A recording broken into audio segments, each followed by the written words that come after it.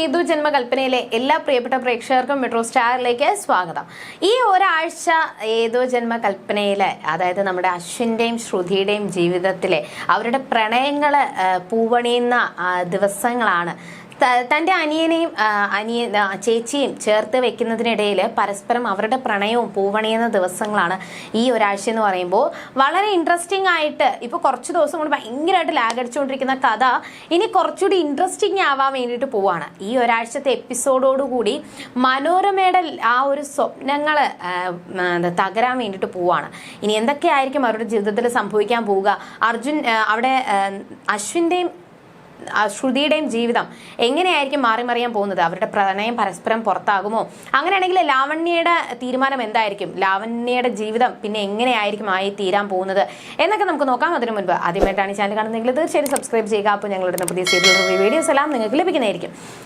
അങ്ങനെ ആകാശിനെയും പ്രീതിയും ഒന്നിപ്പിക്കുക എന്നുള്ളൊരു ലക്ഷ്യത്തിലാണ് ഇപ്പോൾ അശ്വിനും ശ്രുതിയും. അവരെ ഒന്നിപ്പിക്കണമെന്നുണ്ടെങ്കിൽ ചേച്ചിയുടെ മനസ്സ് നല്ലതുപോലെ കൃത്യമായിട്ട് അറിയാവുന്ന തനിക്ക് ഒരു വളഞ്ഞ വഴി സ്വീകരിച്ചാൽ മാത്രമേ അവരെ ഒന്നിപ്പിക്കാൻ വേണ്ടിയിട്ട് സാധിക്കത്തുള്ളൂ എന്ന് ശ്രുതി പറയുവാണ്. അവിടെ പ്രീതിക്ക് ആകാശിനെ ഇഷ്ടമാണ്. എന്നാൽ അശ്വിൻ്റെയും പിന്നെ ആകാശിൻ്റെ അമ്മയുടെയും കുടുംബത്തിൻ്റെയൊക്കെ കാര്യങ്ങൾ ഓർത്തിട്ടാണ് പ്രീതി തൻ്റെ ആ ഒരു ഇഷ്ടം മനസ്സിൽ അടക്കി വെച്ചിരിക്കുന്നത്. എന്നാൽ അത് പുറത്താക്കാൻ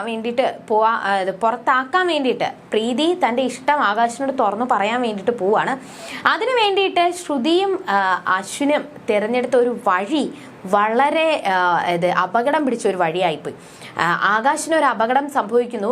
ആ അപകടം സംഭവിച്ചറിഞ്ഞ് ഓടി വരുന്ന പ്രീതി കാണുന്നത്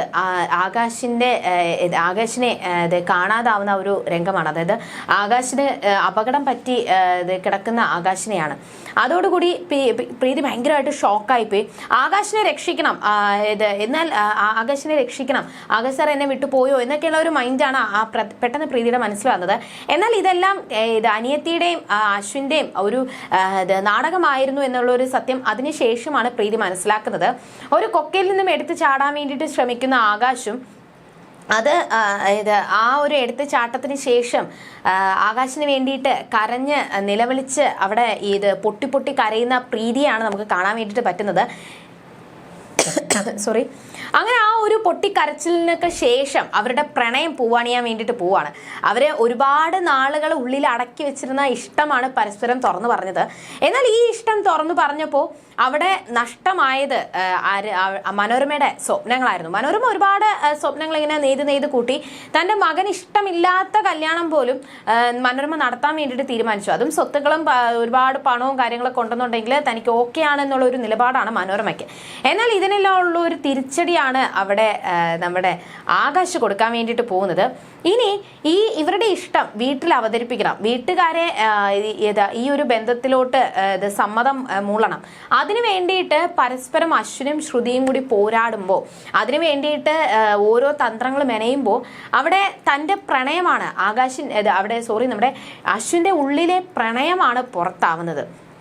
അശ്വിൻ തൻ്റെ ഉള്ളിൽ ഒതുക്കി വെച്ച പ്രണയം ശ്രുതിയോട് പറയാൻ വേണ്ടിയിട്ട് തുടങ്ങുവാണ്. എന്നാൽ പ്രതീക്ഷിക്കാത്ത സംഭവങ്ങൾ നടക്കുന്നുണ്ട്. അവിടെ അശ്വിൻ്റെയും ലാവണ്യയുടെയും വിവാഹ നിശ്ചയമാണ് നടത്താൻ വേണ്ടിയിട്ട് തീരുമാനിച്ചിരിക്കുന്നത്. അതിൻ്റെ ഇടയിലാണ് പ്രീതിയുടെയും ആകാശിൻ്റെ പ്രണയം വരുന്നതും പിന്നെ അശ്വിനും ശ്രുതിയും കൂടി കുറച്ചുകൂടി അടുക്കുന്നതും. എന്നാൽ ഇതുവരെയും ശ്യാമിൻ്റെ ചതി കണ്ടുപിടിക്കാനായിട്ട് തിരിച്ചറിയാൻ വേണ്ടിയിട്ട് ശ്രുതിക്ക് സാധിച്ചിരുന്നില്ല. എന്നാൽ ഈ ദിവസത്തെ എപ്പിസോഡോടുകൂടി അവിടെ ശ്യാമിന്റെ ചതിയാണ് ശ്രുതി തിരിച്ചറിയുന്നത്. ശ്യാം ഇത്രത്തോളം ദുഷ്ടനായിരുന്നു, ഇത്രത്തോളം ചതിയനായിരുന്നു എന്നുള്ളൊരു കാര്യം ശ്രുതി മനസ്സിലാക്കുമ്പോൾ അവിടെ അശ്വിൻ ആ ഒരു രഹസ്യം പുറത്തായി കഴിഞ്ഞാൽ അവിടെ ഉറപ്പായിട്ടും ശ്രുതിയെ കുറ്റപ്പെടുത്തത്തുള്ളൂ. അങ്ങനെ ചില രംഗങ്ങളാണ് വരാൻ പോകുന്നത്. അതോടുകൂടി ശ്യാമിന്റെ മുഖം മൂടി അഴിഞ്ഞു വീഴുമ്പോൾ ശ്രുതിയുടെ ഒരു വിവാഹമാണ് അവിടെ നടക്കാൻ പോകുന്നത്. പക്ഷെ ആ ഒരു വിവാഹം നടക്കുമ്പോൾ ലാവണ്യയുടെ ജീവിതം തന്നെയാണ് തകരാൻ പോകുന്നത്. അതായത് നമ്മുടെ ശ്രുതിയുടെയും അശ്വിൻ്റെയും വിവാഹം നടക്കാൻ വേണ്ടിയിട്ടുള്ള സാധ്യതകളുണ്ട്.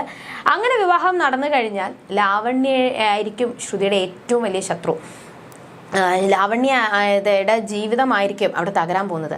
അങ്ങനെ ഒരുപാട് സംഭവങ്ങൾ നടക്കാൻ വേണ്ടിയിട്ട് പോകണം. ഇനി എന്തൊക്കെയായിരിക്കും നടക്കുന്നത്, ഇനി എന്തൊക്കെ സംഭവിക്കാമെന്ന് നമുക്ക് വരുന്ന ആളുകളിൽ കണ്ടറിയാം. അതുവരെയും ടാറ്റാ ബൈ.